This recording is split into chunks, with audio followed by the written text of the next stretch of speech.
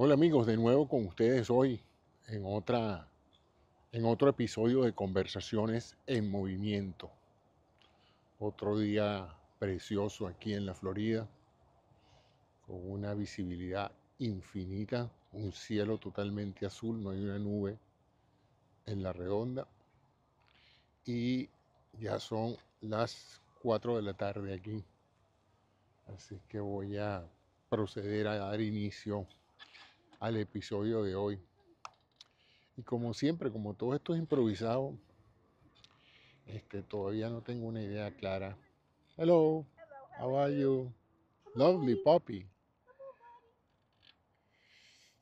Entonces no tengo una idea clara de qué quiero conversar con ustedes hoy. Pero irá surgiendo a medida que la sangre oxigenada llegue a mi cerebro y me sea posible organizar algunas ideas. Estaba pensando hoy que este tipo de programas que estoy haciendo yo no es para todo el mundo. Ciertamente no es un programa para gente apurada, para gente que quiere que le digan en dos platos rapidito la idea central, sino es más bien una conversación, en este caso un monólogo, pero yo siento que ustedes están sentados frente a mí, escuchándome con atención, como si estuvieran en la sala de mi casa. Ese es, digamos, el formato mental que hago yo con estas conversaciones. Y cuando ustedes tienen una visita enfrente que comienza a hablar, ustedes no le dicen, bueno chico, dímelo rapidito, porque estoy apurado. Sino que lo más probable es que simplemente escuchen por el tiempo que sea necesario para que el interlocutor presente su idea y después si quieren, usted entonces habla también y de igual manera el interlocutor lo escuchará con atención. De tal manera que si usted está apurado, váyase para TikTok, váyase para Instagram. Yo todavía no he podido ser capaz de hacer programas de menos de un minuto. Eso es una meta que tengo. Primero porque nunca hablé solamente un minuto, ¿no? Yo vengo de la esfera docente y las clases que uno ha dado toda la vida duran 45 minutos, una hora, ¿no? Ese es el tiempo que uno cerebralmente se programa para presentar un tema. No sé quién escogió ese formato, pero se utiliza en todas las universidades, en todos los salones de clase. Algún valor debe tener el utilizar al menos una hora para que las personas que te escuchen puedan entender de qué tú estás hablando, sobre todo el contexto en que tú estás hablando. Pero esta vida mediática de redes sociales, donde todo el mundo está apurado, donde todo el mundo quiere ver todo instantáneo, quiere reírse, quiere lo que se llaman unos temas de una o dos líneas, ya está. Dime lo que quieres decirme y ya, salto a lo otro. La pregunta es si eso es esa metodología de educación o de información funciona. Haga el experimento, ¿no? Pase 3 o 4 o 5 videitos de eso de menos de un minuto y pregúntese después de cierto tiempo si usted se acuerda qué fue lo que dijeron. Pero eso sería la memoria, que se acordara. La pregunta es si usted entiende el contexto en que esa persona dijo lo que dijo o presentó lo que presentó. Entonces, fuera de los videos que son típicamente de entretenimiento, ese formato para explicar algo, para comunicar algo, es demasiado corto. Y demasiado corto por una muy sencilla razón, nuestro cerebro es demasiado corto. Por siglos de siglos la comunicación humana fue larga, las conversaciones eran largas y eran pocas, porque la gente no tenía acceso a miles de fuentes de información y de comunicación. Literalmente hablaba con el que tenía enfrente, ¿no? y aún teniendo muchas personas enfrente, la comunicación era casi que uno a uno o en grupos pequeños.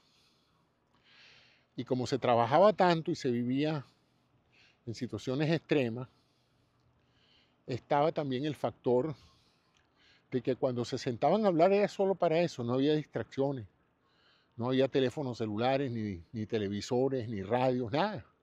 Al final de la jornada del día se sentaban a echarse los cuentos y ahí pasaban hasta que los agobiaba el sueño y se quedaban dormidos. Entonces nuestro cerebro, que es un órgano que asimila la información y la razona, la comprende a través de procesos electroquímicos, toma tiempo procesar la información, toma tiempo captar una idea, entenderla, toma un poco más de tiempo y memorizarla toma aún más tiempo. Es por eso que se recomienda cuando uno está tratando de educar a alguien, repetir varias veces en diferentes formas lo que se está tratando de comunicar, para darle tiempo al cerebro del receptor de entender la información en diferentes formatos. Incluso se apela al ejemplo de poner símiles o metáforas o ejemplos, lo que acabo de decir. Usted está explicando a alguien, inmediatamente le dice, por ejemplo, y recrea una situación parecida a la que quiere explicar para que la persona comprenda mejor lo que usted está tratando de decir. Todo eso toma tiempo. De tal manera que si usted pretende hacer eso en menos de un minuto, lo puede hacer. Hay gente con una enorme capacidad de síntesis, pero si fuera así, las clases a todo nivel duraran 5 minutos. 5 minutos de biología, 5 minutos de matemáticas, le explicaran a la gente por parcelitas pequeñas cosas y los dejaran pues seguir adelante.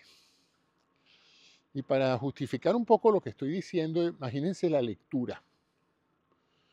Hay gente que lee rápido, pero lee rápido a través de una metodología que les permite procesar rápidamente la cantidad de información.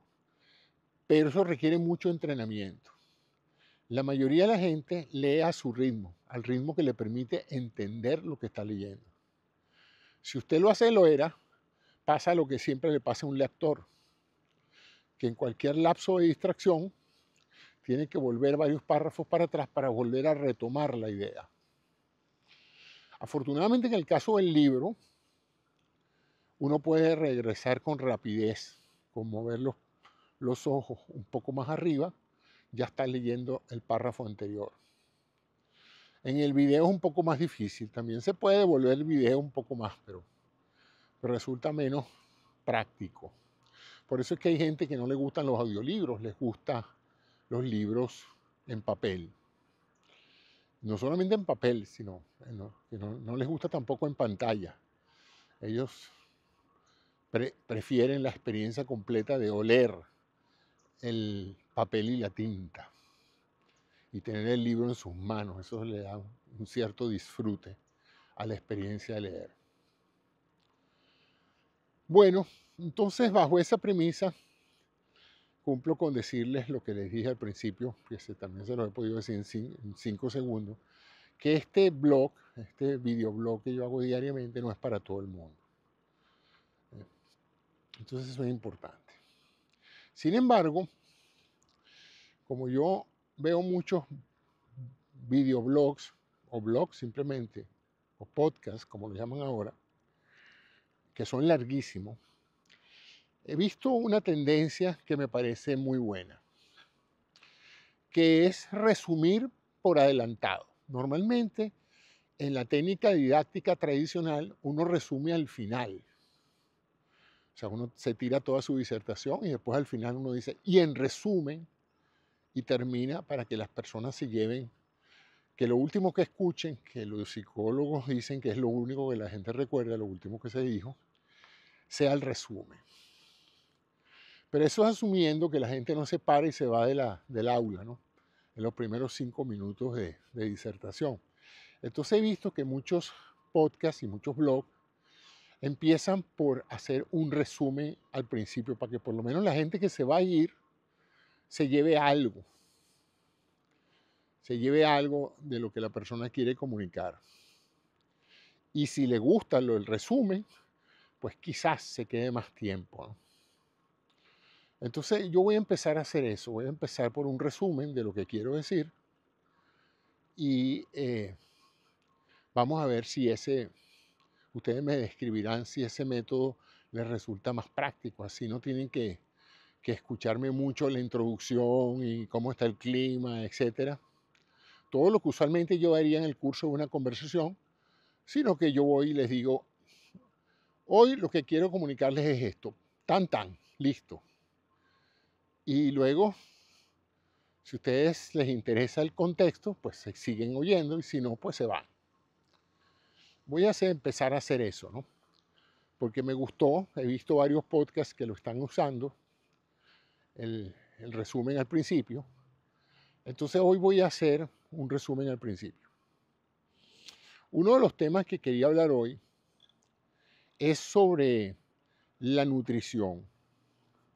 Y entonces voy a hacer el resumen. La nutrición tiene varios elementos importantes, que son los alimentos, que son los minerales y son las vitaminas. Son tres grupos importantes de nutrientes que necesitamos. Y siempre se habla esencialmente de los alimentos y de las vitaminas y la gente se olvida de los minerales. Entonces lo que quiero decirles con esto es que los minerales son muy importantes. Algunos de ellos como el sodio, potasio, cloro, magnesio, el zinc y otros cuantos en menor cuantía. Son muy importantes para la nutrición y recientemente se ha puesto muy de moda consumirlos en forma de tabletas, de pastillas o incluso de soluciones, ¿no? Entonces, la pregunta que me hacía yo era, ¿por qué esa necesidad de consumirlos de fuentes externas cuando a través de siglos el ser humano sobrevivió sin tener que comprar zinc en pastillas, ni magnesio en pastillas, ni, ni cloro en pastillas, ni magnesio en pastillas, simplemente comían y vivían y se reproducían y algunos vivían poco, otros vivían mucho, pero su nutrición era lo suficientemente rica para proveerlos de las proteínas, de las grasas, de los azúcares, de los minerales y de las vitaminas, ¿no? Entonces, ¿cómo es que ahora esta generación nueva necesita todos esos suplementos extras para poder sentir que están bien alimentados? ¿Por qué en el pasado eso no se necesitaba y la gente, incluso muchos, eran bastante longevos?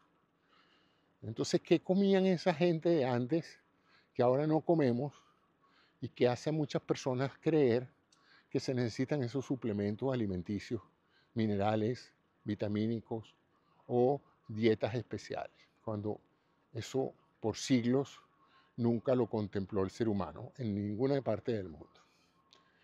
Ese es el tema que voy a cubrir hoy y la conclusión es que no lo necesitamos. Si nosotros comemos bien, si nosotros comemos variado, si nuestro plato tiene vegetales, proteínas y grasas, suficiente líquido, usamos sal común y comemos vegetales de diferente índole, de diferentes colores, nosotros no deberíamos necesitar comprar ningún tipo de suplemento adicional.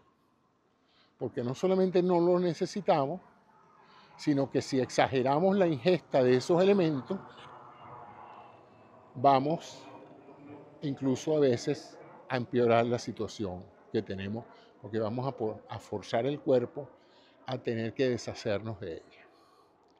Bueno, ese es el resumen de lo que voy a hablar a continuación. Los que consideran que ya eso es suficiente, se pueden ir. Los que quieren oír un poco más, se pueden quedar. Y a lo mejor hay algo extra que les pongo al final, que haga que valga la pena haberse quedado. ¿Qué es? No sé, porque como les dije, y se los he dicho en varios de mis programas, esto no es nada más un ejercicio comunicacional. Esto para mí es un ejercicio personal que me permite a mí juzgar mi capacidad de improvisar una conversación, de mantener el hilo de una conversación. Y yo me esfuerzo todos los días a hacerlo en este contexto de manera de preservar mis capacidades cognitivas. Entonces tómenlo como yo lo estoy tomando, como una capacidad de, así como hay gente que va al gimnasio, bueno, este es mi gimnasio diario. No solamente muevo mis piernas, sino que muevo mi mente. Y mucho de ese reto diario es ver si yo puedo ser capaz de hablar durante una hora sobre cualquier tema que se me ocurra en el momento. Ahí está la parte creativa. No hago guión, no estudio antes. O sea que literalmente todo lo que les estoy diciendo ahorita mientras ando en mi triciclo es producto de mi reserva de memoria, de la que me queda. Entonces, bueno, siguiendo con la parte de la nutrición, es interesante porque la pregunta es, ¿en qué situaciones puede estar justificado comprarse un pote de magnesio, comprarse un pote de potasio, comprarse un pote de zinc y empezar a tomar esas pastillas, pensando que el zinc es bueno para el sistema inmunológico, que el zinc es bueno para esto, para aquello, para la artritis, para el infarto, que el magnesio es bueno para esto, que el magnesio es bueno para aquello, que no se te olvide el potasio? Y empieza uno a automedicarse por recomendaciones de los vendedores de esos productos o de los amigos que le dicen, no, tienes tal cosa, toma potasio, toma esto, toma aquello, ¿no? Y bueno, bajo esa premisa, estamos descuidando, si es que nos preocupa mucho nuestra salud, el factor más importante de la salud, que es alimentarse bien. Alimentarse bien. Y la alimentación no es nada más comer, sino saber comer, saber cuándo comer, saber cómo comer, saber a qué velocidad comer y tomar en cuenta que la nutrición no comienza por lo que usted se mete en la boca, perdón, no termina con lo que usted se mete en la boca, comienza con lo que usted se mete en la boca. De hecho, como diría un buen chef, comienza cuando usted está seleccionando comprar lo que va a comer. Siempre he escuchado que los buenos chefs comienzan por seleccionar los alimentos en el mercado ellos mismos. Pareciera que ellos no confían en que nadie les traiga los tomates. Ellos prefieren ir al mercado y comprarlos y tocarlos y olerlos y seleccionar el alimento desde su inicio, desde el momento en que lo compran, ¿no? Parece que eso tiene grandes implicaciones. Y de hecho las tiene. Una de las mejores recomendaciones que yo le he dado y que me han dado a mí en relación al control de peso es nunca hacer compras en el supermercado, que es usualmente donde vamos a comprar, cuando uno tenga hambre. Porque ese es el momento en que uno compra muchas cosas que son calóricas pero no nutritivas.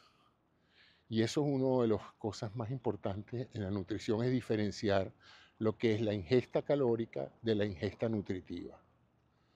La ingesta calórica es eso, es energía química en forma de algún tipo de producto. El azúcar, por ejemplo, tiene una gran carga energética. La grasa también. La proteína menos. Por gramo de grasa, de proteína o de azúcar, creo recordar en mis estudios médicos que la grasa es la que empaqueta más calorías por gramo de grasa. Después vienen los azúcares y después vienen las proteínas. O sea que si usted tiene que hacer un viaje largo y usted teme no encontrar comida en el camino, llévese una buena dosis de grasa y de proteínas y no empaquete tanto azúcar. porque a pesar de que el azúcar es energía rápida, porque se absorbe y se utiliza muy rápidamente, también se metaboliza muy rápidamente. Bueno, el asunto que ya hemos hablado hasta el cansancio de la importancia de la mezcla apropiada de esos tres elementos que se llaman nutrientes fundamentales. En otras palabras, no importa la dieta que usted tenga, mediterránea, china, lo que sea, todas las seres del planeta comen en mayor o menor grado y en diferentes proporciones proteínas que son las necesarias para reparar y construir tejidos. Piense que las proteínas son como los bloques que se utilizan para construir una casa. Usted la necesita para construir la casa bastantes bloques y si se le cae una pared necesita más bloques para repararlo. La grasa es muy importante porque la grasa es una excelente forma de guardar energía. Por eso es que el cuerpo y todos los animales, no es nada más los seres humanos, todos los animales acumulan energía que les sobra en un momento dado en forma de grasa para utilizarla posteriormente. Y luego, finalmente, la gasolina, que son los carbohidratos que son necesarios porque son los que entran en la célula y le suministran la energía vital para ella funcionar, para todas las células funcionar. O sea que independientemente que usted consuma grasas, proteínas, todo eso se va al final a convertir en glucosa, que es un carbohidrato, porque ese es el combustible que utilizan las células. Las vitaminas, como ya lo he repetido en varias oportunidades, pero no está de más repetirlo aquí, son nutrientes que el cuerpo no produce. Aunque hay una, la vitamina D, que sí es producida en el cuerpo por efecto de la energía solar. Pero eso es otro capítulo. Un día de esto hablaremos de eso, de la importancia de la luz solar complementando la nutrición como una fuente de buena salud. La otra cosa tiene que ver con los, como les dije, con los minerales, que son esos otros elementos, moléculas sencillas, pero que son importantísimas porque son utilizadas en todas las reacciones químicas que nos mantienen vivos. Y esas se obtienen de los mismos alimentos. Cuando usted compra carne, pescado, verduras, hortalizas, frutas, todo eso, además de tener carbohidratos, proteínas y grasas, tiene también zinc, tiene sodio, tiene cloro, tienen todos esos minerales. Esa es la razón fundamental por la cual nuestros ancestros no necesitaban suplementos alimenticios, porque si ellos mataban un animal y se lo comían y lo mezclaban con hierbas y frutas, ahí va todo lo que ellos necesitaban para sobrevivir y procrearse. El problema entonces está con esta nueva generación de gente que no come tan bien como nuestros ancestros, a pesar de que tenemos demasiada comida disponible. Tiene que ver entonces con los malos hábitos de alimentación, con la muy pobre escogencia de la calidad de los alimentos y con otro factor que también puede ser importante, sobre todo en la edad adulta, que es los trastornos de absorción intestinal. O sea, nada gana usted con meter todos esos principios nutricionales en el tubo digestivo si por alguna razón usted tiene problemas de absorción intestinal, procesos inflamatorios, enfermedades crónicas, etc. Con la edad, después de los 50, 60 años, típicamente baja el metabolismo, la gente gana peso, la parte musculoesquelética se hace más difícil de controlar y por lo tanto el ejercicio, la gente tiene tendencia a no hacer tanto ejercicio después de los 50 años y por supuesto 60, 70 todavía menos, y a comer menos. Al no consumir tantas calorías, el cuerpo normalmente tiende a no comer tanto. Y ahí es donde viene el problema de la nutrición, que el adulto de más de 50, 60 años necesita una nutrición diferente para que cada una de esas pocas comidas que él está haciendo, pocas en términos de frecuencia y pocas en términos de cantidad, sean lo más nutritivas posibles. Es decir, no se satisfaga con un bollito de pan mojado en café, porque eso no es suficiente nutrición para mantener todas esas necesidades de los principios que les describí, de los minerales y de las vitaminas. Y por eso ustedes ven pues que la industria que se ha percatado de eso ha creado un inmenso mercado de oferta de productos dirigidos a personas que no comen bien.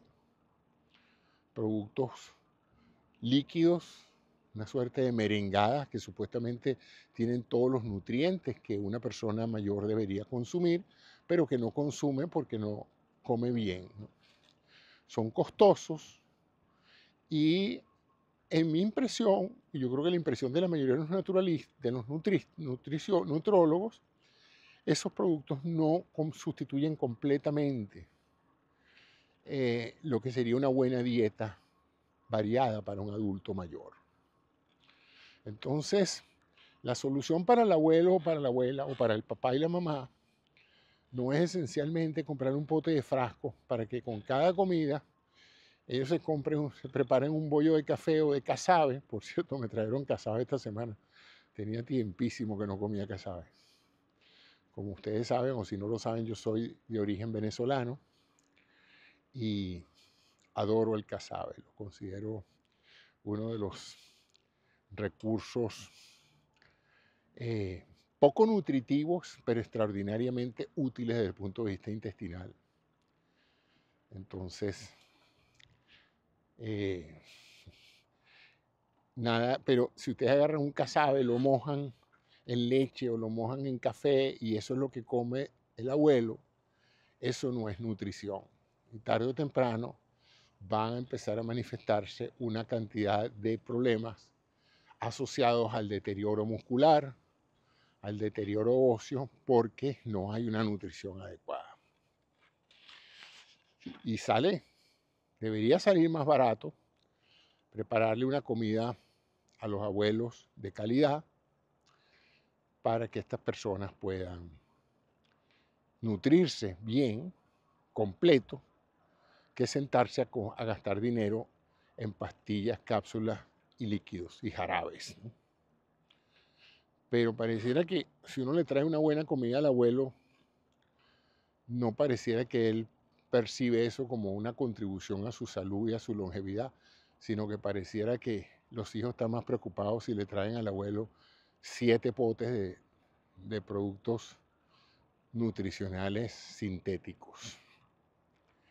Otras personas que pueden en un momento dado verse en la necesidad de tener que suplir componentes que no lo tienen en la dieta, son personas que tienen enfermedades gastrointestinales, inflamatorias, problemas que en un momento dado afectan la capacidad de su intestino de que aun cuando están comiendo bien, esos nutrientes pasen a la sangre y se metabolicen en el hígado o se excreten por el riñón.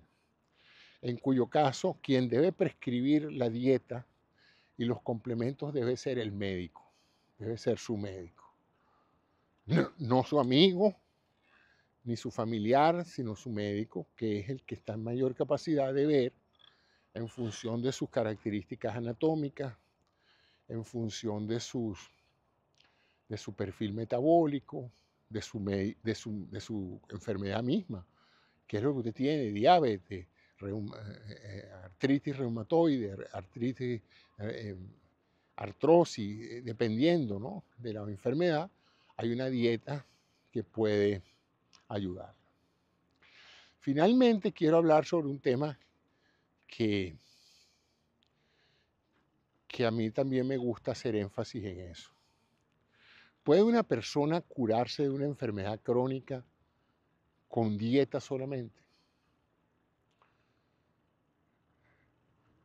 Yo he pensado siempre que como las enfermedades crónicas hoy son una epidemia, la diabetes, la hipertensión arterial, los problemas autoinmunes, la fibromialgia, los problemas reumáticos, Si realmente la cura de esas enfermedades fuera una dieta, no entendería para nada, no solamente por qué los médicos no paran todos los tratamientos y le dicen al paciente lo que tiene que comer, sino por qué los pacientes mismos ignoren a los médicos y hagan las dietas que deberían hacer para que se curen de esas enfermedades.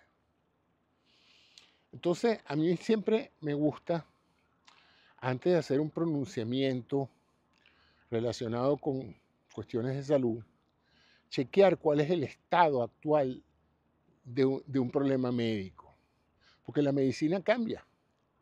Lo que quizás en una época conocí yo como una solución a un problema médico, ha cambiado el criterio, se han encontrado nuevas investigaciones que prueban lo contrario o simplemente que prueban que hay cosas mejores. Entonces a mí me gusta actualizarme, ¿no? Me gusta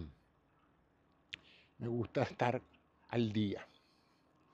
Y esta última semana he estado preguntando en diferentes foros, en diferentes publicaciones recientes, estudios, a ver si hay alguna enfermedad crónica que se haya curado con una dieta. Y la respuesta es no, no hay ninguna. Entendiendo por cura es que la persona haya podido eliminar los síntomas y signos de la enfermedad y dejar de tomar los medicamentos que tomaba para controlar esos síntomas y esos signos. Y por lo menos detener, si no revertir, detener la progresión de la enfermedad. En otras palabras, si usted es diabético, por ejemplo, si usted puede realmente hacer una dieta que le quite la diabetes, al punto de que usted pueda dejar de tomar la metformina, dejar de tomar todos los medicamentos antidiabéticos, tenga valores normales, pueda comer normalmente, pueda vivir normalmente y su glicemia sea normalizada.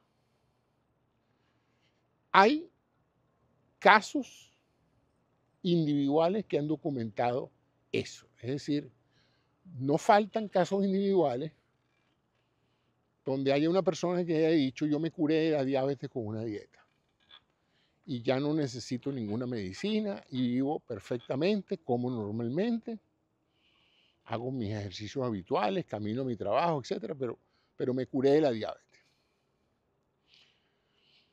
Como les he dicho en varias oportunidades anteriores, en medicina los casos individuales tienen interés, pero no son suficientes para darnos una idea real de la efectividad de un tratamiento, sino que ese hallazgo individual hay que agarrar un grupo grande de personas, someterlos a la misma dieta que este señor que dijo que se había curado la diabetes hizo y ver si esto funciona en todas partes.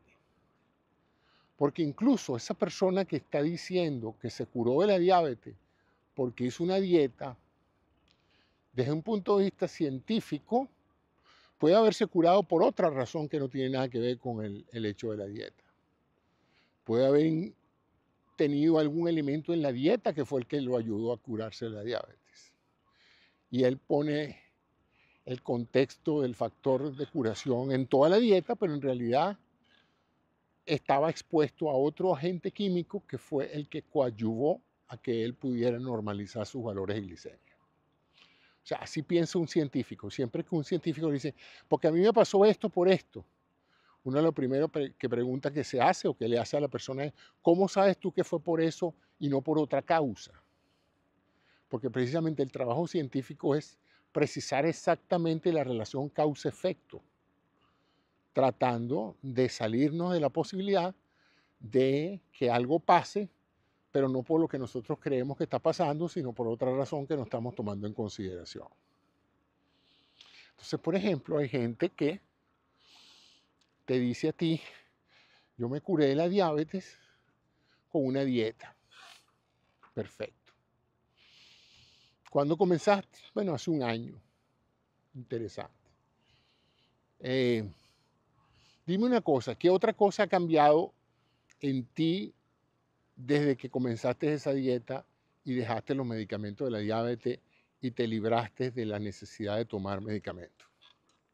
Bueno, me divorcié, me promovieron en el trabajo y hoy me siento muy bien. Entonces cabe la pregunta lógica, de sentido común, ¿y por qué tú no dices que a lo mejor la disminución del estrés que significó salir de un matrimonio conflictivo, el estímulo que significó una promoción en el trabajo y esa actitud mental que tú tienes hoy más positiva, no redujo los niveles de ansiedad, que redujeron los factores endocrinos que tenías, ¿verdad? Las hormonas estresantes que elevan casualmente la glicemia, y entonces tú estás creyendo que fue la dieta. Y sí, hay un elemento importante de la dieta, siempre lo hay. La dieta es importante en todas las enfermedades, pero quizás más relevante fue el hecho de la reducción del estrés que tuviste producto de un cambio sustancial de tu vida. Entonces, en investigación biomédica hay que pensar así y no hay que dejarse llevar porque no, fulanito, ese hizo una dieta y se quitó la diabetes y me dio la dieta, yo la tengo aquí escrita, yo voy a hacer lo mismo. Y es ahí donde uno ve que las cosas fracasan, porque a fulanito le funcionó y a sutanito no le funcionó. Y todavía eso sería un caso individual también de por qué no funciona. Pero entonces cuando nos vamos a grupos grandes de personas, a estudios controlados, donde uno trata de evaluar no solamente la dieta, sino la calidad de vida, los niveles de estrés, los niveles hormonales, muchos otros factores, la hidratación, la raza, el peso, la talla, la edad, se da cuenta de que lo que parecía ser extraordinariamente prometedor no pasa de ser una anécdota. Claro, lo bueno que tiene la idea de que uno se puede quitar cualquier enfermedad crónica con una dieta es que no cuesta nada hacerla. ¿Ok?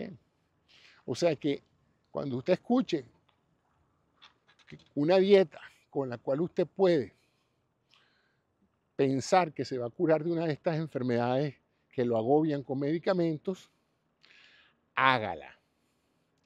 Pero no suprima los medicamentos.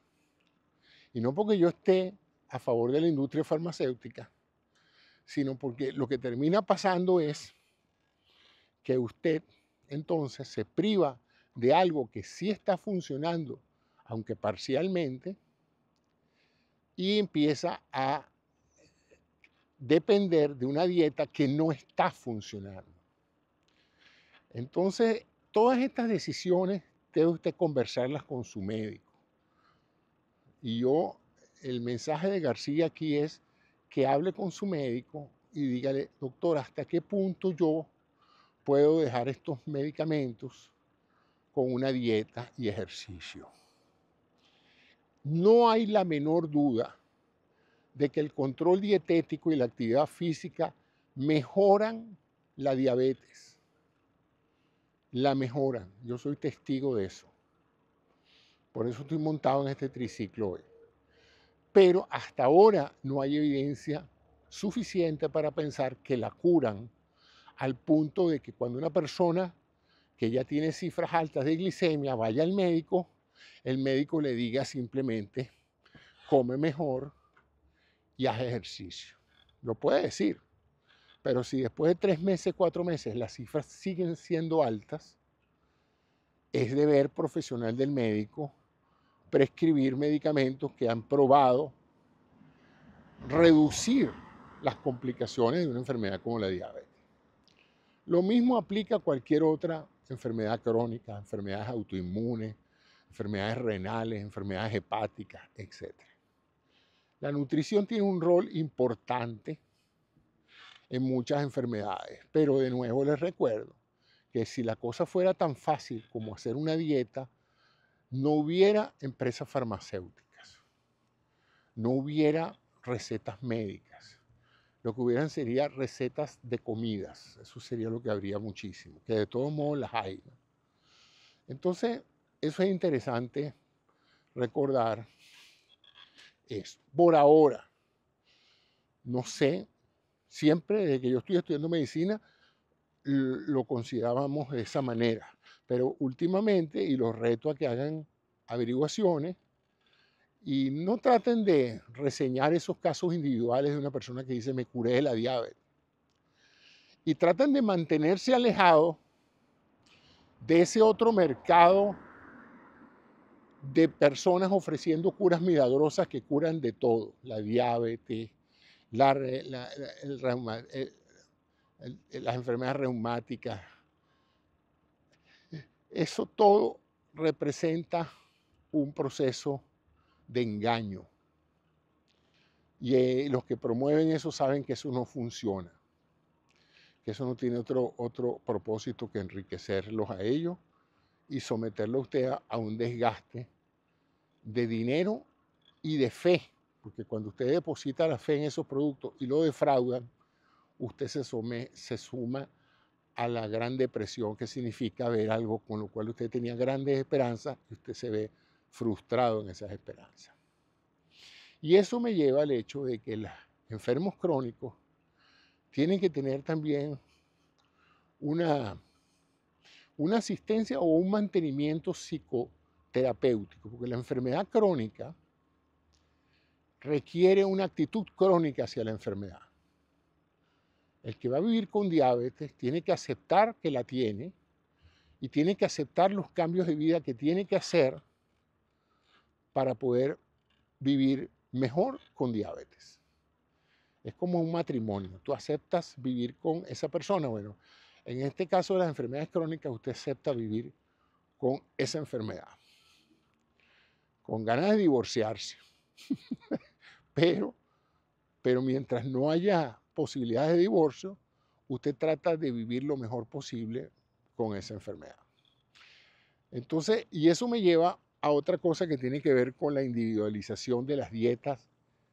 Y en todas partes del mundo, la nutrición está intrínsecamente vinculada a la cultura, a la sociedad en la que se vive. Los esquimales comen así no solamente porque eso es lo que les provoca, sino porque culturalmente eso es lo que han aprendido desde que nacieron. Y hay culturas con dietas terribles, sumamente grasosas, sumamente calóricas. Y hay culturas con dietas muy magras, basadas en pescado, en vegetales, ¿no? De tal manera de que la adopción de una dieta depende mucho de la cultura en la cual uno se mueva, en la cual uno se desempeñe, ¿no? Y eso hay que tomarlo en consideración. Y desde un punto de vista hipotético, porque no me consta que haya mucha evidencia de eso, recuerden una cosa: la mitad de su vida está determinada por su genética. Digo yo la mitad porque una vez escuché en una conferencia que alguien le preguntó a un geneticista, ¿qué tanto de lo que le pasa a uno en la vida, en todos los órdenes, depende de la genética? Y él respondió 50%. No hay forma de medirlo, pero él asumía que 50% de todo, de nuestra personalidad, nuestro aspecto físico, la proclividad que tenemos al trabajo, al deporte, al cansancio, a la fatiga, a la resiliencia, a la forma de amar, a la sexualidad, todo eso está 50% determinado al momento de la concepción por el barajeo de los genes de su padre y de su madre. Pero el otro 50% es lo que ahora llamamos epigenética, que son esa serie de situaciones o exposiciones que tenemos después que nacemos y que hacen que esas barajas, ese juego de barajas genéticas que nos fue ofrecido en el momento en que nos concibieron, las vamos a utilizar. ¿Cuáles se van a utilizar? ¿Cuáles no se van a utilizar? ¿Cuáles se van a activar y cuáles se van a silenciar? Y por eso se llama epigenética, por encima de la genética.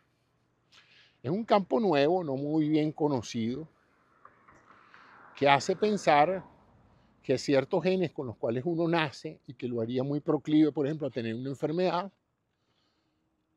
a algunos no les pasa nada. Y la pregunta es, ¿por qué si ellos tenían esos genes no les pasó nada? Bueno, de alguna u otra manera esos genes no se activaron. ¿Por qué no se activaron esos genes? Bueno, no sé, pues en algún momento alguna interacción con el entorno externo hizo que esos genes se desactivaran o se activaran. Entonces eso es interesante también porque dentro de todo esto, lo que usted come, lo que le provoca, si usted va a ser carnívoro, si usted va a ser vegetariano, si usted se va a poder amar los salchichones, etcétera, está determinado usualmente por la cultura, pero también por la genética. Por ejemplo, hay gente que genéticamente rechaza los embutidos, no les gusta, aún viniendo de culturas que comen muchos embutidos. O sea que eso hay que tomarlo en consideración a la hora de considerar la posibilidad de que ciertos grupos humanos padezcan de ciertas enfermedades que están derivadas de las formas de alimentación que han tenido culturalmente por siglos, que además de ser dañinas, también ocurre otro factor, su cuerpo, su metabolismo se ha acostumbrado a ese tipo de dieta. Entonces, esos cambios han sido heredados por generaciones subsecuentes y eso los hace más o menos proclives a ciertos tipos de enfermedades. En algunas comunidades del mundo, donde tienen dietas muy buenas, hay asombrosamente una alta incidencia de cáncer. Y uno dice, pero espérate un segundito, si uno de los factores que debería prevenir el cáncer es una buena alimentación, ¿cómo es que esta población japonesa, que en teoría come bien, come poquito y son magros, tienen tanta incidencia, por ejemplo, el cáncer de próstata o de otro tipo de cáncer? No sé en este momento cuál es exactamente la estadística de cáncer de Japón, pero llama mucho la atención eso. ¿Y por qué en otras sociedades donde comen hasta por las orejas tienen menos incidencia de ciertos tipos de enfermedades? Y se ve, por ejemplo, mucho en el caso de la cuenca mediterránea, la famosa dieta mediterránea. ¿Por qué si estos individuos del Mediterráneo, Francia, Italia, Grecia, todos esos países que están con costas en el Mediterráneo, comen de todo, comen quesos grasos, comen carnes, comen fiambre, comen grasas de todo tipo, toman vino? Bueno, ya les digo, todo lo que debería uno no comer se come en el Mediterráneo. Entonces, ¿cómo es posible o qué factores adicionales en esa dieta mediterránea hace que aún cuando esa gente tiene fama de comer muy bien, su dieta aparentemente para ellos sea muy sana? Y digo para ellos porque los resultados de la dieta mediterránea fuera del Mediterráneo no han sido tan exitosos como la gente que vive en el Mediterráneo. Lo cual me hace pensar que el factor protector de la dieta mediterránea en el Mediterráneo es producto de la dieta y producto de la genética de la gente que vive ahí por generaciones. ¿Eh? Y si ustedes ven el fenotipo, es decir, la apariencia externa de un francés o de un italiano, se dan cuenta de que esa gente es magra, físicamente magra. Hay uno que otro beso, pero nunca como el indio americano, por ejemplo, o como el americano en cierta forma. Entonces, algo hay, además de la nutrición, y que es genéticamente de la población, que todavía no podemos saber qué tanto es. Y que este geneticista describía como 50-50, 50% la genética, 50% los factores externos, entre otros la dieta. Hay gente, por ejemplo, que toma mucho y llegan a vivir hasta 100 años, son centenarios. fuman tabaco, fuman cigarrillos, comen mal, son obesos y llegan a los 80, 90 años. ¿Qué factores protectores tienen esas personas que comen mal, son obesos y sedentarios, fuman y beben y llegan a viejos, y gente más joven que hace ejercicio, que es sano, se pueden morir de cáncer o de cualquier otro infarto, cualquier cosa, entre los 50 y los 60 años?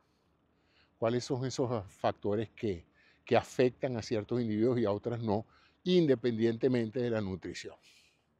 Como ven, la investigación biomédica es compleja. Aislar los factores no es nada fácil. No se puede meter a alguien durante 5 años en un asilo, darle un tipo de dieta, darle un tipo de actividad física, etcétera, y no dejarlo entrar en contacto con su hábitat normal para saber si esa dieta cambia en algo a esa persona. Los estudios que mejor se han hecho en relación con eso se han hecho en prisiones, donde evidentemente la clientela es cautiva, ¿no? En otras palabras, usted en teoría podría estudiar a los presos, dividir grupos de presos con diferentes tipos de dieta y ver cómo evoluciona eso. Eso no es tan fácil éticamente, porque uno no tiene por qué estar haciendo experimentos con la gente, aunque sean experimentos de formas de alimentación.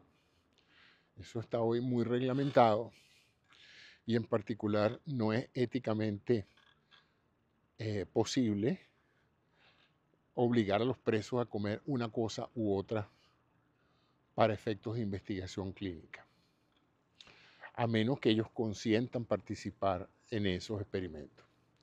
Les prometo hacer una investigación a ver si eso se ha hecho.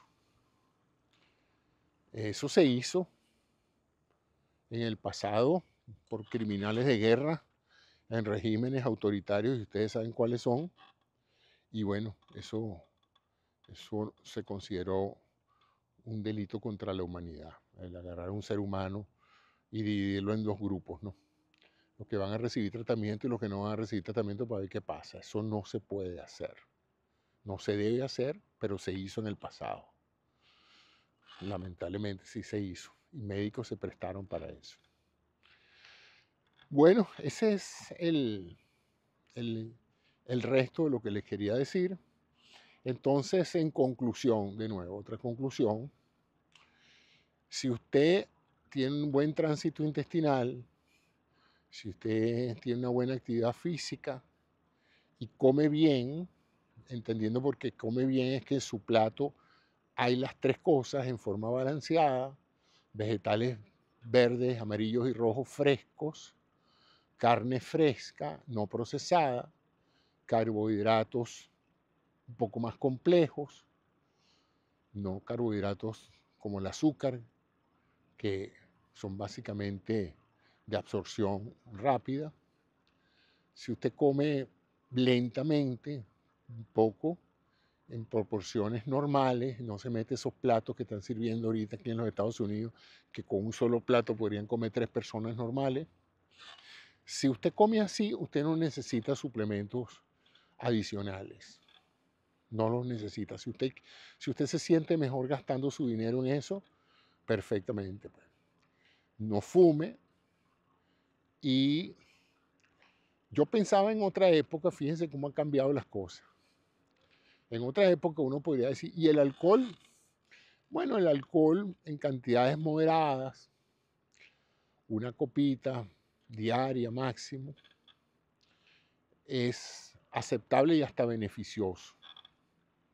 Sin embargo, estudios controlados recientemente, en los últimos 10 años, han demostrado ahorita que cualquier nivel de ingesta alcohólica es dañina.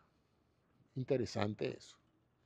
Cualquier nivel de ingesta alcohólica, es decir, sea una cervecita, sea un traguito, etcétera, tiene un efecto de deterioro neuronal importante.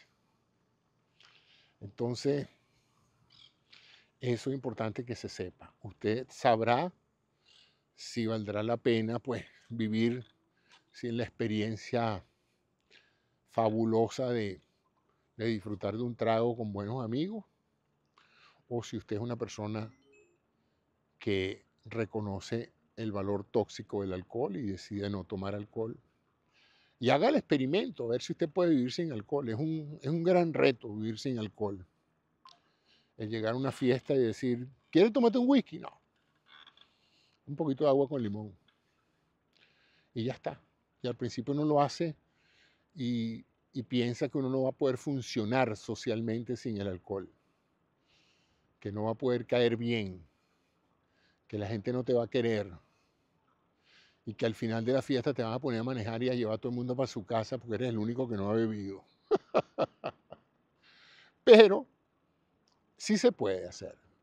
Y da una gran sensación de control saber que cuando todo el mundo está intoxicado, usted es el único que está pensando, razonando claramente lo que está haciendo.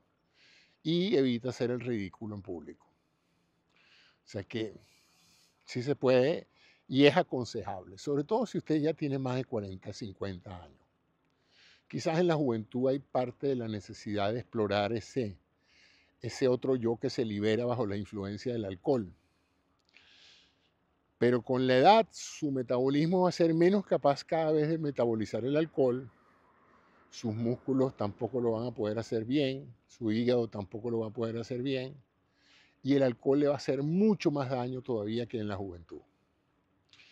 Entonces,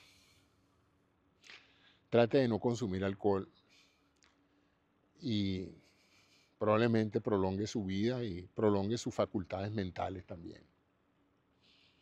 Ahora, siempre va a aparecer el que le diga, no, pero Churchill vivió hasta avanzada edad, creo que no pasó un día de la guerra que no estuviera bajo los efectos del alcohol, fumaba un tabaco, y si es por presión y estrés, condujo una guerra mundial de 6 años. Así es que si alguien podía uno decir que era un hombre estresado, era Winston Churchill. Y ahí está. No lo mató un infarto, no lo mató un ACV, no lo mató nada de eso durante los periodos de la guerra. Y como dice, se despertaba con un huevo en la mañana y un vaso de whisky.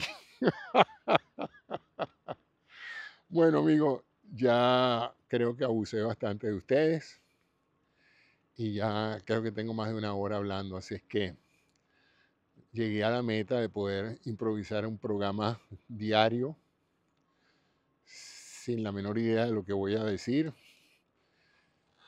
hablando sobre la marcha. Ya me siento satisfecho.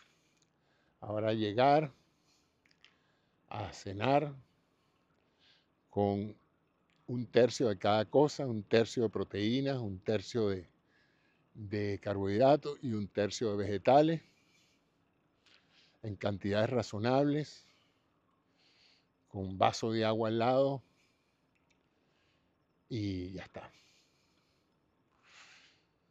Eso es todo por el día de hoy. Vamos entonces a regresar a la casa. Espero que esta vez la grabación haya quedado bien.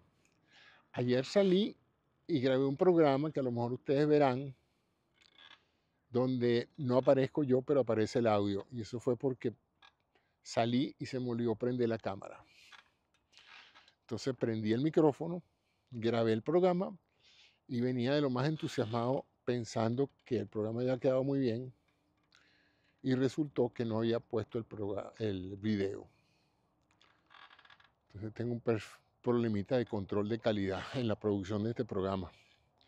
Pero bueno, lo importante es que lo haga todos los días, es una meta. El otro día me preguntó alguien, ¿y por qué tú haces eso todos los días? Le digo, porque para mí esto es una prueba de vida. Así como cuando a la gente ¿cómo se llama? La raptan. Y la raptan y le piden a los secuestradores una prueba de vida. Bueno, la prueba de que yo estoy vivo es que todos los días hago mi video. Y entonces con ese videito mis familiares pueden decir, ah, sí, ¿y José cómo está? Bien, ayer lo vi en su triciclo como todos los días. Bueno, amigos, ese es el final de la conversación de hoy. Gracias por su atención.